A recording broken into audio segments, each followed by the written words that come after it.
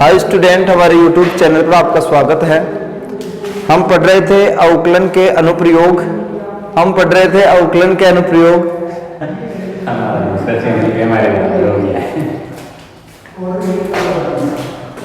के अनुप्रयोग में हमने अब तक दर की गणना करना, वर्धमान और ह्रासमान के क्वेश्चन सॉल्व किए और उसके बाद में कुछ क्वेश्चन मैंने आपको टेंजेंट और नॉर्मल के भी सॉल्व करवाए।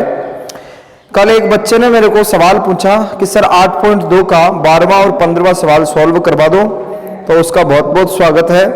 कम से कम कोई पढ़ाई तो कर रहा है, ये पता चलता है क्वेश्चन पूछने से। बाकी तो किसी ने भी क्वेश्चन नहीं पूछा। सो मैं यहाँ पर बता रहा हूँ, पहले 8.2 की बात कर लेते हैं। वैसे हम पढ़ रहे थे 8.3, लेकिन यहाँ पर सवाल बताना तो फिर से 8.2 में जाना पड़ेगा। और 8.2 का क्वेश्चन नंबर 12 देख लीजिए। इसमें है एक फंक्शन दे रखा है f x equal to x की पावर 4 माइनस 2x स्क्वायर, ये फलन है। और आपको बताना है कि ये कौन से अंतराल में इंक्रीज हो रहा है और कौन से अंतराल में डिक्रीज हो रहा है, मतलब कहां पर ये वर्धमान और कहां पर ये ह्रासमान, हमारे को ये बताना है। वर्धमान और ह्रासमान का कोई भी क्वेश्चन हो, सबसे पहले हम क्या करते हैं, इसका डिफरेंशिएशन करते हैं। क्या करते हैं? डिफरेंशिएशन x के रेस्पेक्ट में। तो मैं सबसे पहले इसका अवकलन कर रहा हूं। अवकलन होगा 4x cube minus 8x, 4x cube minus 8x।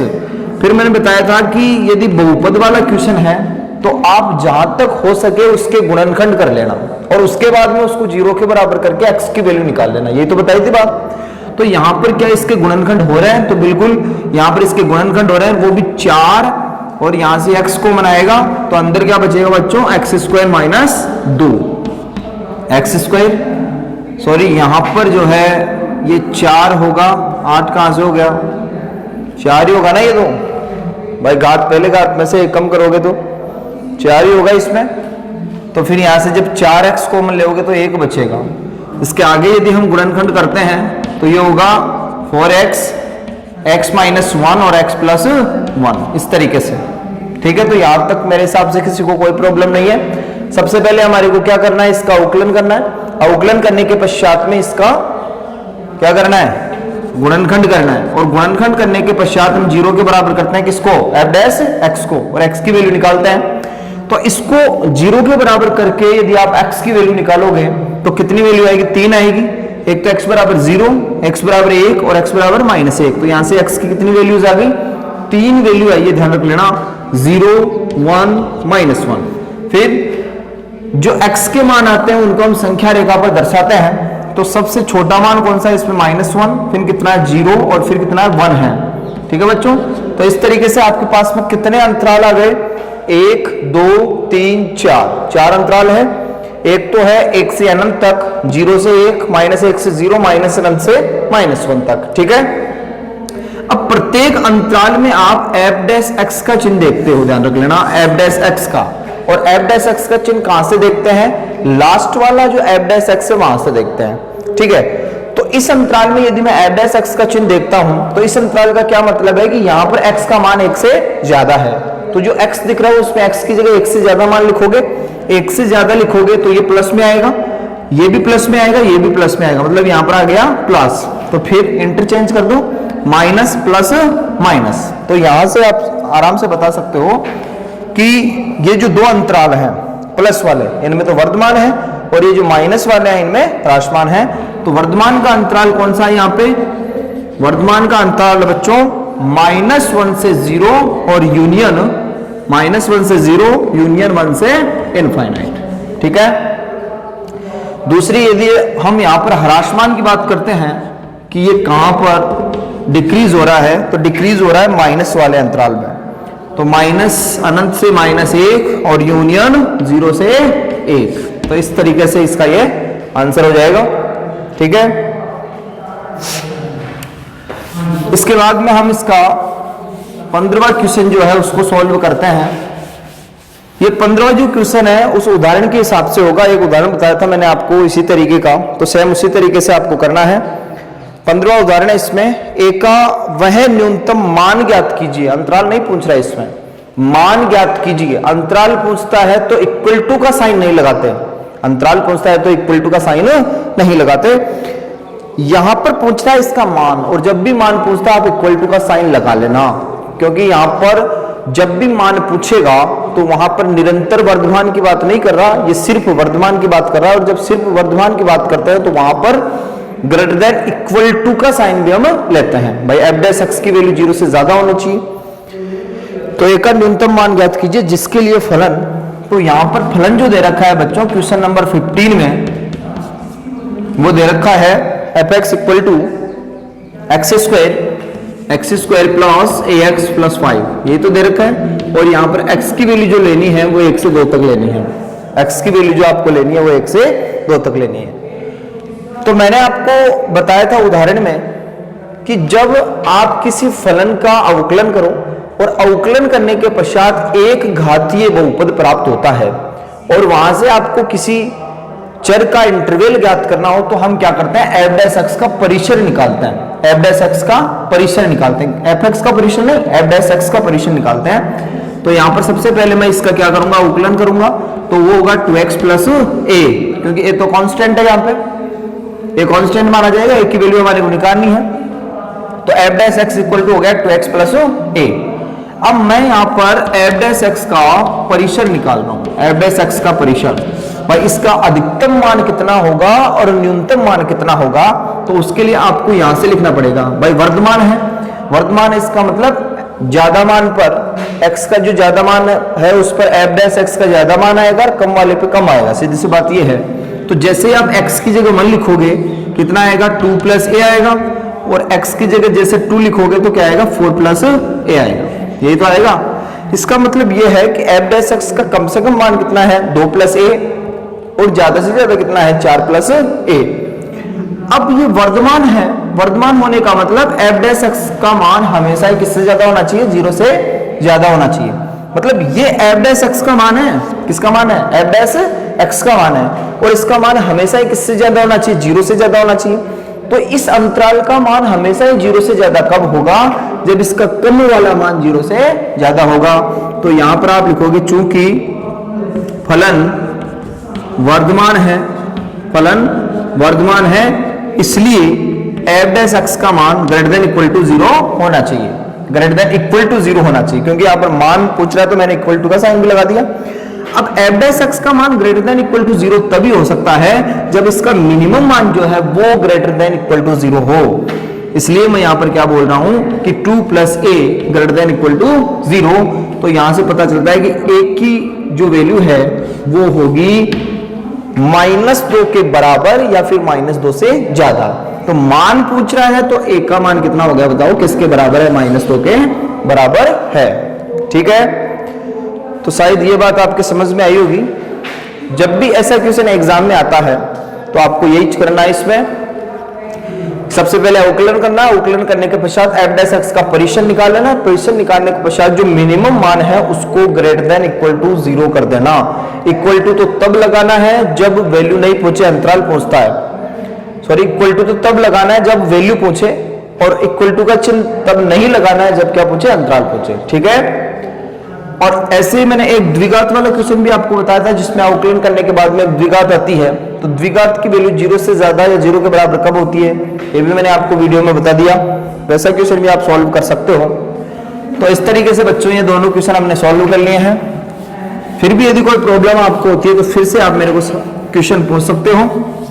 ठीक है, अब हम जो आगे वाली प्रश्नावली है, जिस प्रश्नावली में हम स्टडी कर रहे थे उसकी जरा बात कर लेते हैं। हम उदाहरण कर रहे थे, हमने इससे पहले पाठ्य पुस्तक का जो 21वां उदाहरण है वो सॉल्व किया था। आज हम पाठ्य पुस्तक का, आपकी जो बुक है उसका उदाहरण नंबर 22 सॉल्व करेंगे। एग्जाम्पल 22, आपकी बुक का जो 22वां उदाहरण है वो सॉल्व करते हैं। इसमें दे रखा है कि सिद्ध कीजिए कि x के प्रत्येक मान के लिए, सिद्ध कीजिए कि x के प्रत्येक मान के लिए सरल रेखा वक्र को बिंदु पर स्पर्श करती है। यहां पर वक्र का जो समीकरण है वो क्या दे रखा है, वक्र का समीकरण। देखो सबसे पहले आपको हमेशा वक्र का समीकरण यहां पे लिखना है, और वक्र का समीकरण है इसमें x/a की power n plus y upon b की पावर n इक्वल टू 1। ये वक्र का समीकरण आपको यहां पर गिवन है, बिंदु पर स्पर्श करती है, यानी कि इस क्वेश्चन में आपको स्पर्श रेखा का समीकरण दिया हुआ है। ये बोल रहा है कि आप स्पर्श रेखा का समीकरण निकाल के बताइए और वो आंसर क्या आना चाहिए, x upon a plus y upon b equal to 2। ये आंसर आपको निकालना है। आंसर आपके सामने है, बस आपको निकाल के बताना है। क्वेश्चन क्या है कि इस वक्र के बिंदु a, b पर स्पर्श रेखा का समीकरण ज्ञात कीजिए। इस पर एक बिंदु है सर a, b। अब a, b इस पर है या नहीं तो आप चेक कर सकते हो आसानी से। x की जगह x का मान लिख लीजिए, y की जगह y का मान लिख लीजिए। तो x की जगह a लिखोगे तो a से कट जाएगा, 1 आएगा, 1 की पावर n मतलब 1। और ऐसे ही यहां पर b लिखोगे तो b अपॉन b वो 1 होगा, तो 1 और 1 2। तो फिर इस साइड में 2 है, ठीक है, 1 नहीं है, कितना है 2 है इसमें।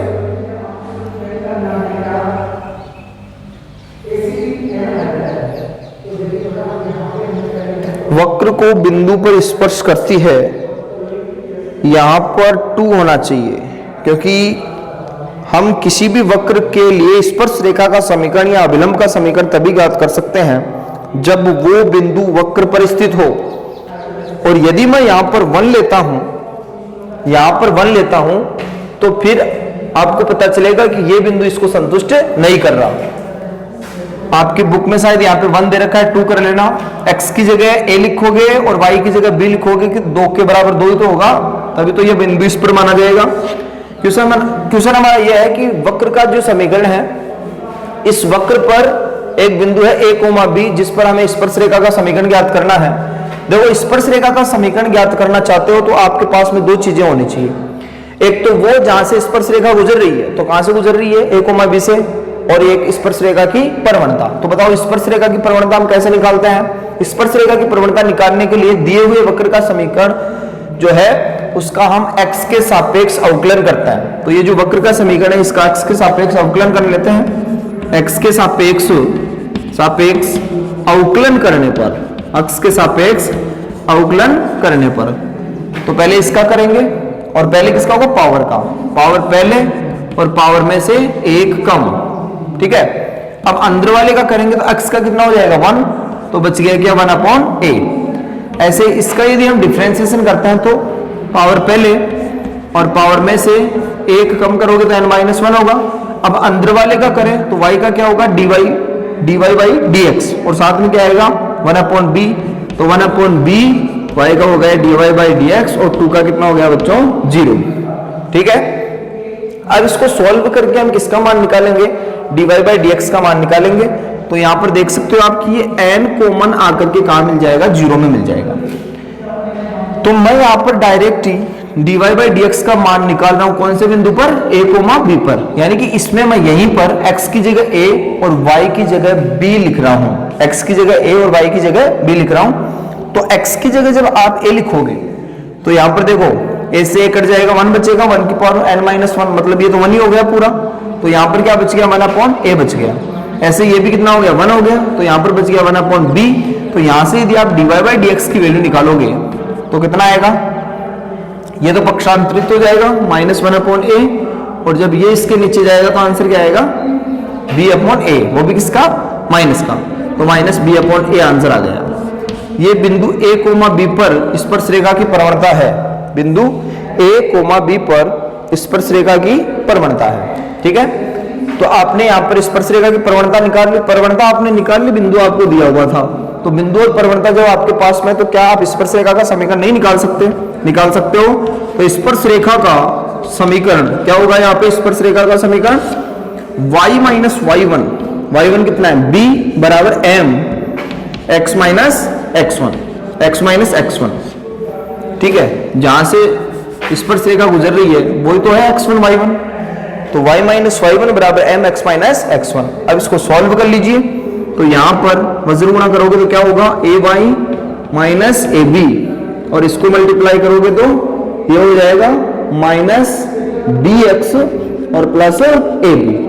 अब x और y को एक साइड में कर लीजिए, तो x और y को जब एक साइड में करोगे तो ये होगा bx plus ay equal to 2ab, यही तो होगा। अब क्या कर रहे हैं, दोनों पक्षों में AB का डिवाइड कर रहे हैं। दोनों पक्षों में AB का डिवाइड करोगे तो BX के नीचे भी क्या आएगा, AB, और AY के नीचे भी क्या आएगा, AB, और इधर सिर्फ क्या बचेगा, 2 बचेगा। यहां पर देख सकते हो B से B कट गया और यहां पर क्या कट गया, A से A कट गया। तो आंसर क्या आ गया इसमें, x/a plus y/b equal to 2।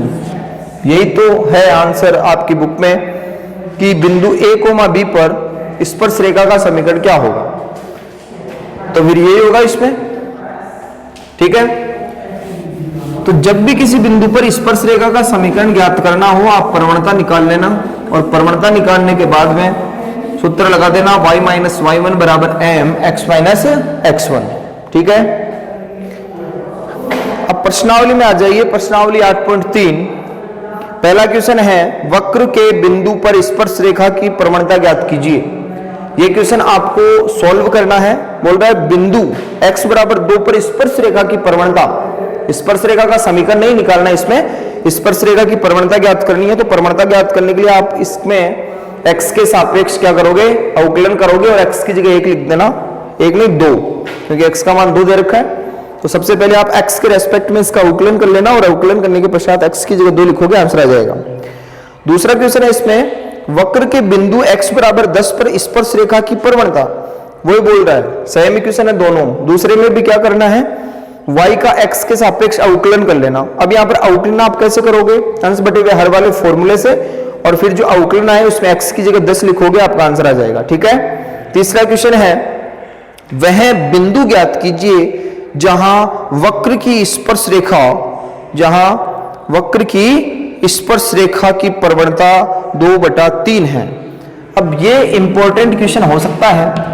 इसमें बोल रहा है वह बिंदु ज्ञात कीजिए। अभी पहला और जो दूसरा क्वेश्चन है उसमें बिंदु दिया हुआ था, प्रवणता हमने ज्ञात करी। अब तीसरे क्वेश्चन में प्रवणता दे रखी है, बिंदु हमें ज्ञात करना है। तो बिंदु आप आसानी से ज्ञात कर सकते हो। यहां पर वक्र का समीकरण क्या है, वक्र का समीकरण, वक्र का समीकरण है y equals to under root 4x minus 3 minus 1। ये वक्र का समीकरण आपको दे रखा है, और इस वक्र पर हमारे को किसी बिंदु के निर्देशांक ज्ञात करने हैं। तो मैंने बताया था कि यदि बिंदु ज्ञात करना हो किसी वक्र पर, तो सबसे पहले आप बिंदु मान लेना। तो यहां पर मान लेते हैं, माना वक्र पर, किस पर, वक्र पर बिंदु x1, y1 है। वक्र पर एक बिंदु है x1, y1। अब बताओ ये किस पर स्थित है, वक्र पर स्थित है, तो वक्र के समीकरण को संतुष्ट करेगा। तो y की जगह y1 लिख दीजिए, और जहां पे x है वहां पे x1 लिख दीजिए, और ये बन गई समीकरण नंबर 1। मतलब जब भी आपको बिंदु के निर्देशांक ज्ञात करने हो, आप सबसे पहले समीकरण नंबर 1 बना लेना। उसके बाद में हम क्या करते हैं, उसके बाद में जो दिया हुआ है वो ही ज्ञात करते हैं। क्वेश्चन में आपको दे रखा है कि स्पर्श रेखा की प्रवणता 2/3 है, उसके हिसाब से प्रवणता कितनी है, 2/3 है। तो आप अपने हिसाब से प्रवणता निकाल लीजिए, दोनों को बराबर कर देना, आंसर आ जाएगा। तो हम हमारे हिसाब से प्रवणता निकालने के लिए क्या करेंगे, वक्र के समीकरण का x के सापेक्ष क्या करेंगे बच्चों, अवकलन करेंगे। x के सापेक्ष वक्र के समीकरण का अवकलन करेंगे। तो x के सापेक्ष अवकलन करने पर, x के सापेक्ष अवकलन करने पर, किसका अवकलन करना है, वक्र के समीकरण का। यह वक्र का समीकरण, तो इसका अवकलन कर लीजिए। y का तो क्या होगा, dy/dx होगा, ठीक है। इसका अवकलन करोगे तो पहले किसका करना पड़ेगा, अंडर रूट का। और अंडर रूट का अवकलन क्या होता है बच्चों, 1/2 अंडर रूट। ये तो होता है 1/2 अंडर रूट, ठीक है। अब अंडर रूट के अंदर जो राशि है उसका करें तो 3 का कितना हो जाएगा, 0, और 4x का कितना हो जाएगा, भाई x का तो 1 हो गया, तो बचेगा कितना, 4 ही तो बचेगा, और -1 का कितना, 0। तो ये 2 से कट रहा है, तो आंसर कितना आ गया, 2/4x - 3। तो ये x के सापेक्ष हमने अवकलन कर लिया। हमारे को इस बिंदु पर स्पर्श रेखा की प्रवणता चाहिए, बस जो बिंदु वक्र पर स्थित होता है उसी बिंदु पर हम स्पर्श रेखा की प्रवणता निकाल सकते हैं। तो वक्र पर बिंदु कौन सा है, x1, y1। तो हम इस बिंदु पर स्पर्श रेखा की प्रवणता निकाल सकते हैं। तो यहां पर dy/dx की वैल्यू, मतलब स्पर्श रेखा की प्रवणता कौन से बिंदु पर, x1, y1 पर। तो x की जगह क्या लिखोगे, x1, और यदि y है तो y की जगह y1 लिख दीजिए। इसमें y है नहीं, तो सिर्फ x की जगह क्या लिखना है, x1 लिखना है। ठीक है बच्चों, तो ये हमारे हिसाब से स्पर्श रेखा की प्रवणता है, हमारे हिसाब से स्पर्श रेखा की प्रवणता ये है, और उसके हिसाब से स्पर्श रेखा की प्रवणता कितनी है, 2/3 है। तो आप क्या करोगे, इनको बराबरी तो करोगे, क्या लिख के, प्रश्नानुसार लिख के। ठीक है, तो 2/√4x-3 बराबर में कितना हो जाएगा, 2/3। ये इससे कट रहा है। अब बताओ किसके बराबर क्या हो गया, √4x1-3 बराबर 3। आपको यहां पर x1 की वैल्यू निकालनी है, तो दोनों पक्षों का क्या करोगे, होल स्क्वायर करोगे, तो इधर तो अंडर हट जाएगा और इधर कितना हो जाएगा, 9 और 3 12, 12 में 4 का डिवाइड करोगे तो कितना आ जाएगा, 3। तो बताओ x1 की वैल्यू कितनी आ गई, 3 आ गई। आपको बिंदु ज्ञात करना था, बिंदु मतलब x1 और y1 का मान निकालना है। x1 की वैल्यू कितनी आ गई बच्चों, 3 आ गई। अब y1 की वैल्यू आप कहां से निकालोगे, कहां से निकालते हो हमेशा, y1 मतलब समीकरण नंबर 1 से। तो यहां पर आप लिखोगे समीकरण 1 से, समीकरण 1 में x1 की जगह कितना लिखोगे, 3 लिखोगे, तो y1 बराबर कितना हो जाएगा, यहां पे जरा ध्यान से देखना, x1 की जगह 3, तो ये हो गया कितना, 12, 12 में से 3 गया तो 12 में से 3 गया तो 9, और 9 का अंडर रूट कितना हो गया बच्चों, 3। तो यहां पर लिख देंगे 3 - 1 बराबर 2। तो इस वक्र पर बिंदु का निर्देशांक क्या आ गया, बताना देखें, 3,2। तो ये वक्र पर बिंदु का निर्देशांक है। ठीक है, इस तरीके से आप किसी भी बिंदु का निर्देशांक ज्ञात कर सकते हो। देखिए, मैंने आपको पहले ही एक बात बताई थी कि स्पर्श रेखा और अभिलंब वाले क्वेश्चन में आपको हमेशा एक चीज देगा, एक पॉइंट देगा केवल। कहने का मतलब या तो स्पर्श रेखा की प्रवणता देगा तो बिंदु ज्ञात करवाएगा, और बिंदु दे रहा है तो फिर स्पर्श रेखा की प्रवणता ज्ञात करवाएगा। ठीक है, नेक्स्ट क्वेश्चन है इसमें, क्वेश्चन नंबर 4। उन सभी रेखाओं के समीकरण ज्ञात कीजिए, उन सभी रेखाओं के समीकरण ज्ञात कीजिए जो वक्र की स्पर्श रेखाएं हैं तथा जिनकी प्रवणता 2 है। अब मेरे को बताइए इसमें क्या दे रखा है, प्रवणता दे रखी है, तो फिर क्या नहीं दिया हुआ, बिंदु नहीं दिया हुआ, तो सबसे पहले आप बिंदु का निर्देशांक ज्ञात करोगे और उसके बाद में स्पर्श रेखाओं के समीकरण आ जाएगा आसानी से। तो यहां पर क्वेश्चन नंबर 4 में वक्र का समीकरण, और वक्र का समीकरण क्वेश्चन नंबर 4 में इस तरीके से है, y + 2/x-3 बराबर 0। तो आप हमेशा y = 2 कर लिया करो यहां पे, तो y बराबर हो जाएगा -2/x-3। यही तो है कुल मिला के, y बराबर -2/x-3। ये वक्र का समीकरण है, और आपको क्वेश्चन में प्रवणता दे रखी है 2। तो आप पहले अपने हिसाब से प्रवणता निकाल लीजिए, दोनों को बराबर कर देंगे, आंसर आ जाएगा। तो सबसे पहले हम क्या करेंगे, इसमें बिंदु का निर्देशांक ज्ञात करेंगे, और बिंदु का निर्देशांक ज्ञात करने के लिए इस पर एक बिंदु मानते हैं हमेशा। तो माना वक्र पर बिंदु x1, y1 है, वक्र पर बिंदु है x1, y1। यह बिंदु किस पर है, वक्र पर है, इसका मतलब वक्र के समीकरण को संतुष्ट करेगा। कौन करेगा, ये बिंदु करेगा। तो संतुष्ट करवा दीजिए, y की जगह y1 और x की जगह x1 लिख दीजिए। ये है समीकरण नंबर 1, जो कि हम हमेशा ही बनाते हैं, कब, जब हमें बिंदु ज्ञात करना होता है। और बिंदु ज्ञात करने के लिए हम क्या निकालते हैं, प्रवणता, और प्रवणता निकालने के लिए हम क्या करते हैं, इसका अवकलन। किसका अवकलन, वक्र के समीकरण का। तो x के सापेक्ष अवकलन करने पर x के सापेक्ष अवकलन कर रहे हैं हम वक्र का जो समीकरण है उसका। तो इसका अवकलन करोगे, y का क्या होगा बच्चों, dy/dx होगा। इसका अवकलन कैसे करोगे, तो इसका अवकलन आप यहां पर अंश बटे हुए हर से करो, ये कोई आवश्यक नहीं है। यहां पर -2 तो देखो कांस्टेंट है, और ये बच गया 1/x जैसा है। भाई आप 1/x का अवकलन क्या लिखते हो, -1/x²। भाई इसका अवकलन ये तो होता है। इसी तरीके से यदि मैं ये लिख दूं तो क्या प्रभाव पड़ेगा, कुछ नहीं पड़ेगा। ये भी 1/x ही है, ये भी एक तरीके से 1/x ही है। तो इसका यदि आप अवकलन करोगे तो भी क्या आएगा, -1/x-3 का होल स्क्वायर, ये तो आएगा। अब देखना इधर, ये तो हो गया इसका अवकलन, और साथ में क्या -2, तो -2 को इससे मल्टीप्लाई करोगे तो आंसर क्या आएगा 2/x-3 का होल स्क्वायर। यदि आप अंश बटे हुए हर से भी इसका अवकलन करते हो तो यही आंसर आएगा। अब ये स्पर्श रेखा की प्रवणता है कौन से बिंदु पर, x1, y1 पर, तो dy/dx की वैल्यू x1, y1 पर, इस बिंदु पर स्पर्श रेखा की प्रवणता क्या होगी 2/x1-3 का होल स्क्वायर। तो बच्चों ये हमारे हिसाब से, अपने हिसाब से स्पर्श रेखा की प्रवणता है, और क्वेश्चन में उसके हिसाब से स्पर्श रेखा की प्रवणता कितनी दे रखी है 2, तो हम प्रश्नानुसार लगा करके दोनों को बराबर कर देंगे। तो यहां पर प्रश्नानुसार भाई क्वेश्चन में क्या दे रखा है, हमारे हिसाब से प्रवणता तो ये है और उसके हिसाब से 2 है, 2 से 2 कट गया, तो यहां पर पता चला कि x1-3 का होल स्क्वायर इक्वल टू कितना आ गया 1 आ गया। अब यहां से आपको x1 की वैल्यू निकालनी है, तो आप स्क्वायर हटा दो और इधर प्लस माइनस के साथ में अंडर रूट का चिन्ह लगा दो, तो स्क्वायर हटाओगे प्लस माइनस के साथ में 1 आ जाएगा। एक बार प्लस का चिन्ह लेना है, यदि आप प्लस का चिन्ह लेते हो यहां पे तो x1 की वैल्यू कितनी आएगी 4 आएगी, और प्लस का 1 ये भी इधर आ जाएगा तो 4 हो जाएगा, और यदि आप इधर माइनस का 1 रखते हो ये प्लस का 3 हो जाएगा, मतलब 2 आ जाएगा।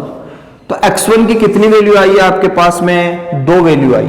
अब किसका मान निकालना है y1 का, तो y1 की भी कितनी वैल्यू आएगी 2 वैल्यू आएगी, क्योंकि x1 की 2 वैल्यू है आपके पास में। तो आप समीकरण नंबर 1 से निकाल सकते हो x1 बराबर 4 पर, x1 बराबर 4 पर, तो जहां पर x1 है वहां पर कितना लिखोगे 4 लिखोगे, 4 - 3 1, तो सिर्फ कितना बच गया -2 बच गया।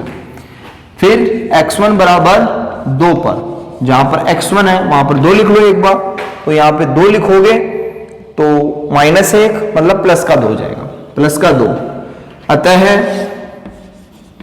बिंदु, और कितने बिंदु आए आपके पास में 2 बिंदु आए, एक तो आया 4, -2 और एक क्या आया 2, 2, ठीक है। जितने बिंदु आए हैं उतनी ही स्पर्श रेखा होगी। तो क्वेश्चन में आपको ऐसे भी पूछ सकता था कि बताइए कितनी स्पर्श रेखाएं खींची जा सकती हैं, इस वक्र पर कितनी स्पर्श रेखाएं खींची जा सकती हैं जिसकी प्रवणता 2 है। तो बताइए कितनी स्पर्श रेखाएं खींची जा सकती है, 2 स्पर्श रेखाएं खींची जा सकती है। तो क्या अब आप इन दोनों स्पर्श रेखाओं के समीकरण आसानी से ज्ञात कर सकते हो? बिल्कुल हम आसानी से ज्ञात कर सकते हैं, क्योंकि हमारे पास में बिंदु है और प्रवणता भी है। प्रवणता कितनी दे रखी है 2 दे रखी है, तो आप 2 बार फॉर्मूला लगा लेना यहाँ पे कि y - y1, एक बार तो ये x1 y1 हो जाएगा और एक बार ये x1 y1 हो जाएगा, तो y - y1 बराबर m x - x1, और फिर एक बार ये ले लेना y - y1 बराबर m, दोनों में m सेम रहेगा, दोनों की प्रवणता सेम है, ठीक है, बस अलग अलग बिंदु से गुजर रही है। ओके, तो इस तरीके से हम इसमें स्पर्श रेखा के समीकरण ज्ञात कर सकते हैं। ठीक है बच्चों, आज के वीडियो में हम केवल इतना ही सॉल्व करेंगे, आगे के क्वेश्चन कल सॉल्व करते हैं। आप 8.3 में जितने भी सवाल हैं उनको सॉल्व कर सकते हो, क्योंकि मैंने लगभग सारे क्वेश्चन आपको सॉल्व करवा दिए, और अब आगे जो सवाल बचे हुए हैं वो भी सेम ऐसे ही हैं। ठीक है, तो क्वेश्चन को सॉल्व करने की कोशिश करना, और नहीं आते हैं तो मेरे को पूछ सकते हो। तब तक के लिए धन्यवाद।